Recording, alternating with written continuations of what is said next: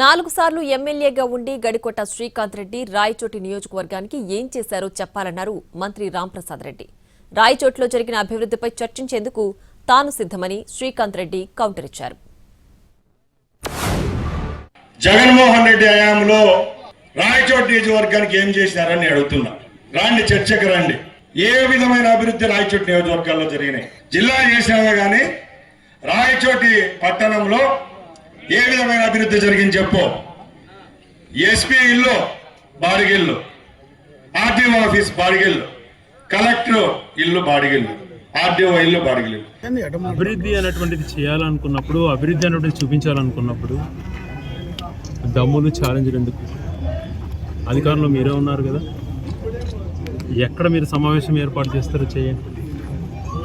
మీ పక్షాన కలెక్టర్లను అందరినీ గుర్చిపెట్టుకోండి, అధికారులను గుర్చిపెట్టుకోండి. నేను ఒక్కనే వస్తాను. ఏం చేశానో నేను 5 సంవత్సరాలు అనేది నేను చెప్పగలుగుతాను.